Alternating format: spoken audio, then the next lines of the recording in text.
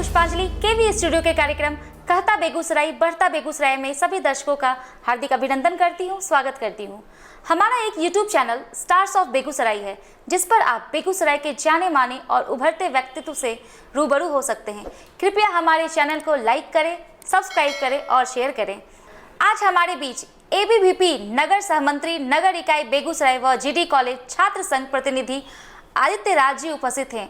तो आइए मिलते हैं आदित्य राज जी से।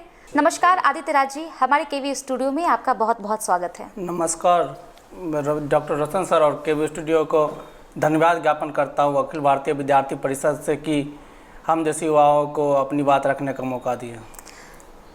तो हमारे दर्शकों को आप अपने बारे में कुछ बताएं। मैं आदित्य राज नगर सहमंत्री अभावी बेगूसराय इकाई सह विश्वविद्यालय प्रतिनिधि जीडी कॉलेज। आदित्य राज जी, अभी जो कोरोना काल का समय चल रहा है, तो इसमें आपके संगठन, क्योंकि आप एबीवीपी के नगर सहमंत्री हैं, तो इसमें आपके संगठन ने क्या क्या योगदान दिया है?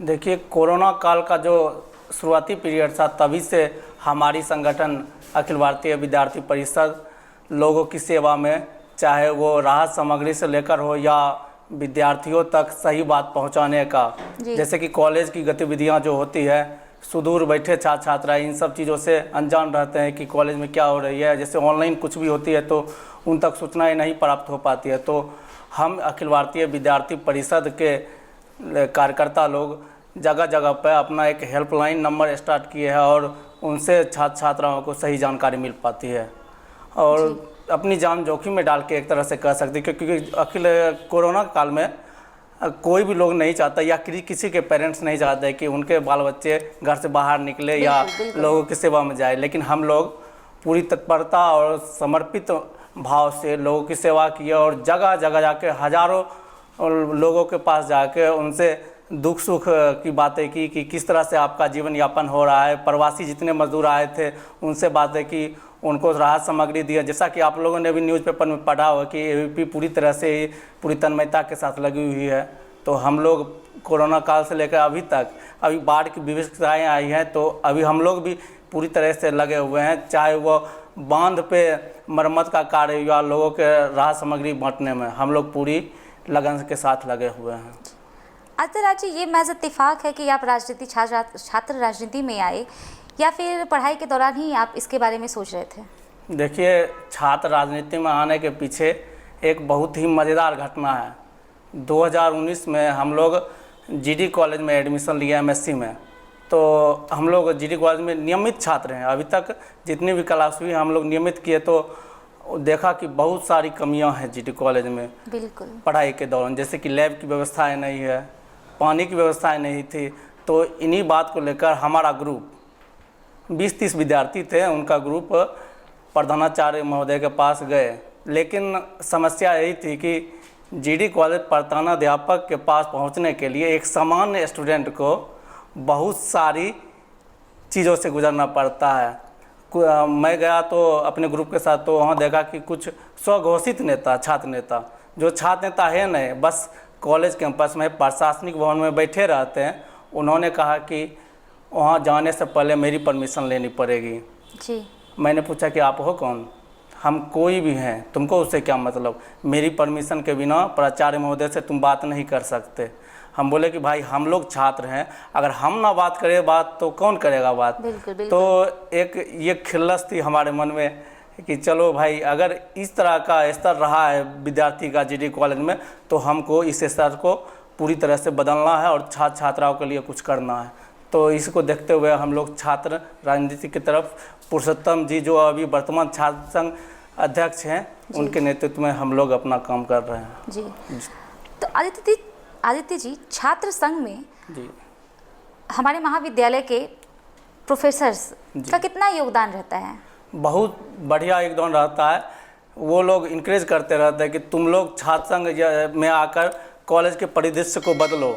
कॉलेज में अभी जैसे कि जीडी कॉलेज में देखिएगा तो बहुत सारी कमियां हैं। हमारे एडमिशन से पहले, छात्र राजनीति में आने से पहले, जीडी कॉलेज जैसी बड़ी संस्था में पानी पीने तक का व्यवस्था नहीं था। जी।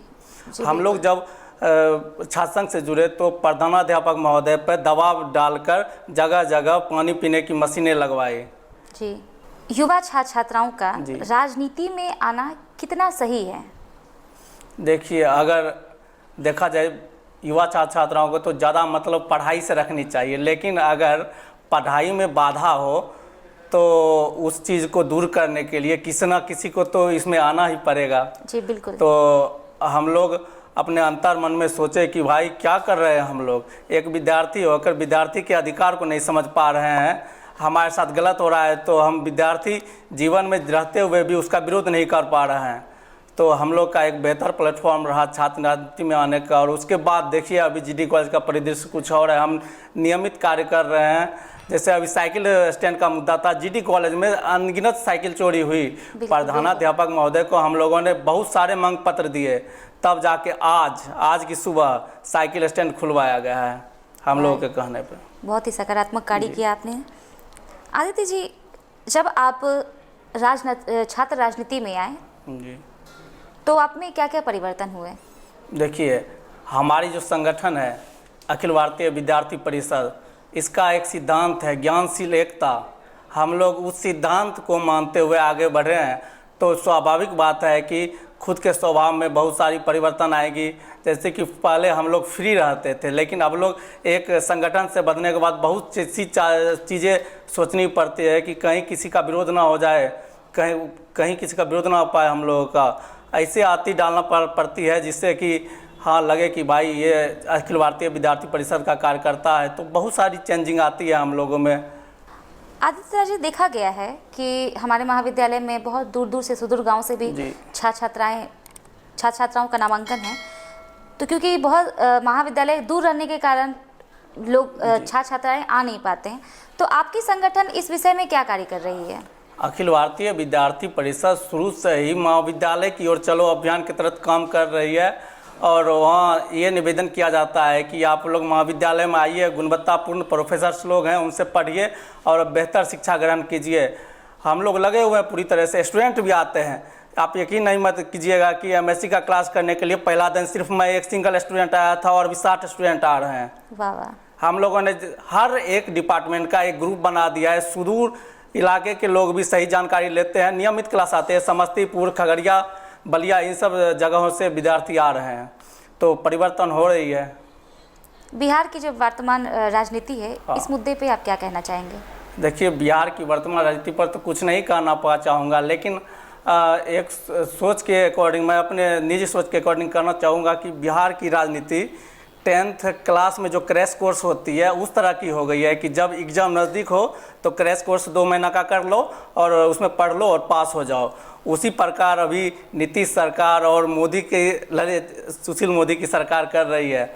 अभी चुनाव नज़दीक है तो तरह तरह के शिलान्यास, तरह तरह के वादे, तरह तरह के हड़ताल पे जो बैठे थे शिक्षक कर्मी, उनको सशर्त अपनी मानकर कुछ सैलरी देकर अपना मनवा लेना। उसके बाद इन सब चीज़ों को बाद जनता भी अट्रैक्ट होती है चुनाव के टाइम की, चलो हमारा सरकार काम कर रहा है। तो मैं उसी का संज्ञा देना चाहूँगा कि 10th लेवल के क्रैश कोर्स की तरह हो गई है बिहार की राजनीति। कि समय चुनाव आने पे अपना काम दिखाते हैं थोड़ा, उसके बाद जनता वोट देती है और फिर राज करते हैं। जी, ये तो बिल्कुल सही कहा आपने। आदित्य जी, देखा गया है कि महाविद्यालयों में छात्र छात्राओं के नामांकन के समय उन्हें बहुत सारी परेशानियों का सामना करना पड़ता है, तो इस विषय में आपकी छात्र संघ क्या कार्य कर रहे हैं? जैसा कि हम लोग देख रहे हैं कि कोरोना काल में 11वीं का एडमिशन स्टार्ट हो चुका है ऑफलाइन, जैसा कि जीडी कॉलेज में हो रहा है। तो हम लोग इसका विरोध करते हुए प्राचार्य महोदय के पास गए और अपना मांग पत्र दिया कि सब जगह ऑनलाइन हो रही है नामांकन, यहाँ ऑफलाइन क्यों हो रहे? तो प्राचार्य महोदय इस पर कनी काटते रहते हैं। जी जी। हम लोग जहाँ तक नामांकन की बात है तो हम लोग इस बार बेहतर व्यवस्था करते हुए छात्र और छात्राओं के लिए अलग अलग काउंटर बनवाए हैं और सभी जगह छात्र संघ के अधिकारी खुद खड़े रहते हैं और बेहतर तरीके से पुलिस प्रशासन के साथ मिलकर सोशल डिस्टेंसिंग के साथ नामांकन की प्रक्रिया आरंभ है। छात्र संघ में आम छात्र छात्राओं का कितना सहयोग होता है? देखिए, छात्र संघ तो छात्र छात्राओं के ऊपर ही डिपेंड करता है, क्योंकि हम लोगों को वोट तो वही देते हैं। जी बिल्कुल। छात्र संघ पूरी तरह से छात्र छात्राओं पर ही निर्भर करती है और हम लोग पूरी जोर शोर के साथ उनकी मदद को हर हमेशा तैयार रहते हैं। जैसा कि हम लोग इस बार छात्र संघ चुनाव जीता और नियमित 9 बजे से लेकर 6 बजे शाम तक छात्र संघ कार्यालय खुला रहता है और हम लोग छात्र छात्राओं की सेवा को वहाँ पर उपस्थित रहते हैं। जो भी छात्र चाहे सुदूर से आते हैं, चाहे उनके गार्जियन होते हैं, उनको सही गाइडेंस के साथ सही जानकारी हम लोग देते हैं। फिर सोशल मीडिया पे हम लोग एक्टिव है, तो उन पे भी एक पेज बना चुके हैं जीडी कॉलेज का, जिस पर 20,000 से ऊपर का विद्यार्थी जुड़ चुके हैं, तो उनको भी सही जानकारी वहाँ से प्राप्त हो रही है। बिल्कुल। अभी आरक्षण का मुद्दा काफ़ी गर्मजोशी से उठा हुआ है, तो आरक्षण के मुद्दे पर आपकी क्या राय है? देखिए, आरक्षण का तो मैं विरोध नहीं करता, पर आरक्षण की जो शैली है, जिस आधार पर है, उस आधार का जरूर विरोध करना चाहूँगा। आरक्षण जहाँ तक बात है, बीते समय में जातिगत हुआ करती थी, लेकिन अभी जो वर्तमान स्थिति है, यहाँ पर आरक्षण आर्थिक तौर पर किया जाए। जाति के आधार पर तो आप लोग देख ही रहे हैं कि गरीब अमीर हर जाति में है और ज़रूरतमंद लोगों को आरक्षण नहीं मिल पा रही। अगर वो अगली जाति के हैं, उनके गरीब हैं, तो उनको आरक्षण का लाभ नहीं मिल पा रहा है, और जो पिछली जाति के अमीर लोग हैं, जातिवाद के कारण उनको मिल रहा है आरक्षण। तो ये बात बिल्कुल से गलत है और हम कहना चाहेंगे कि आरक्षण सीधे तौर पे आर्थिक होना चाहिए। यहाँ पर मैं आरक्षण का विरोध नहीं करूँगा, लेकिन आरक्षण के जो आधार हैं उसका जरूर विरोध करूँगा। और जहाँ तक शिक्षा की बात है, शिक्षा के दृश्य में देखा जाए तो आरक्षण होना ही नहीं चाहिए। ऐसे तो जो क्वालिटी वाले स्टूडेंट हैं उनको आप पीछे ढकेल रहे हैं, अपने राष्ट्र को पीछे ढकेल रहे हैं। बिल्कुल। तो जो क्वालिटी वाले स्टूडेंट हैं उनको भी मौका दिया जाए और शिक्षा के क्षेत्र में आरक्षण को हटाया जाए, ये मेरा मानना है। आरक्षण के मुद्दे पर मैं राजनीति वाले आदमी पे थोड़ा कटाक्ष करना चाहूँगा। बहुत भोग लिए धोखे में रखकर सत्ता की सुख, बहुत भोग लिए धोखे में रखकर सत्ता का सुख, हम युवा अब ललकार करेंगे। बहुत भोग लिए धोखे में रख सत्ता का सुख, हम युवा अब ललकार करेंगे। दिनकर की धरती से हैं हम, दिनकर की धरती से हैं हम, गलत चीज़ों के खिलाफ हुंकार भरेंगे। गलत चीज़ों के खिलाफ हुंकार भरेंगे। बहुत ही अच्छी पंक्ति। एक कविता मैं आपको सुनाना चाह रहा हूँ, जो स्वरचित है, आज सुबह ही मैंने लिखी है, लेकिन उसको स्मृति पटल पर ढालने में नाकाम रहा, तो मोबाइल में कैद कर लिया, तो आप लोगों को सुना पा रहा हूँ। तुम्हारे तेज को कुचला गया फिर भी तुम चुप रहे, अंतः मन को झकझोरो और मंथन करो, क्या तुम्हारा साहस और हिम्मत इन गलत नीतियों के सामने लाचार है? योग्यता की मोड़ी जा रही दिशा, गर्त की तरफ तुम्हें ढकेली जा रही है युवा। एकजुट हो, अपने साथ हो रहे अन्याय का विरोध कर, आवाज़ उठा, वरना तेरी शख्सियत को तुझ पर धिक्कार है। सत्ताधारी मजे कर रहे, तुम्हारी चुप्पी के कारण तुम्हारे मन पर कर रहे आगजनी। उन्हें बस वोटों से मतलब है, तुम अपनी सोचो, उनके घर में आता रहता है मनी। अन्याय के खिलाफ एकत्रित हो, नवसंचार कर, ना सुने तो साम दाम दंड भेद के साथ ललकार कर। संविधान में संशोधन करवा, बराबरी में खुद को ला, अपने हक के साथ जीना तुम्हारा अधिकार है।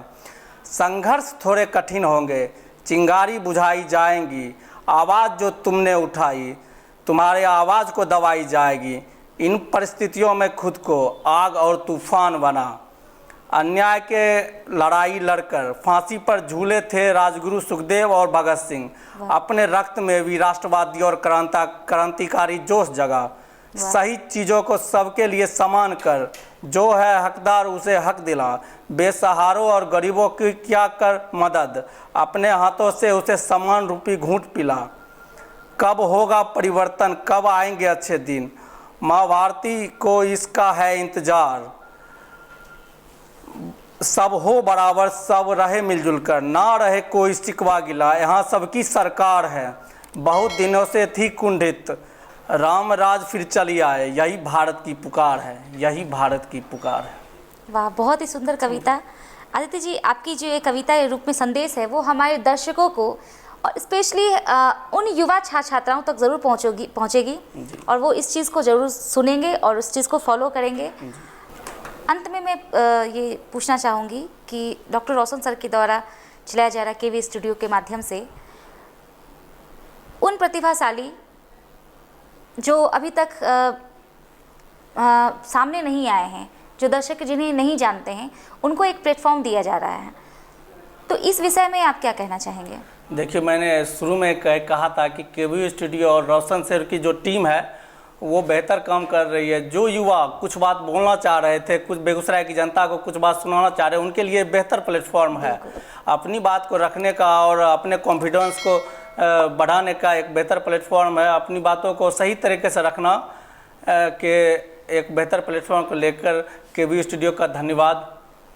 दर्शकों से यह अनुरोध है कि बेगूसराय के युवाओं को एक नया प्लेटफॉर्म देने के लिए केवी स्टूडियो का योगदान सराहनीय रहा है, और उसी को आगे बढ़ाने के लिए आप केवी स्टूडियो के YouTube channel stars of Begusarai को लाइक, कमेंट्स और शेयर करें। धन्यवाद। आदित्य राज जी, हमें अपना बहुमूल्य समय देने के लिए आपका बहुत बहुत धन्यवाद। धन्यवाद।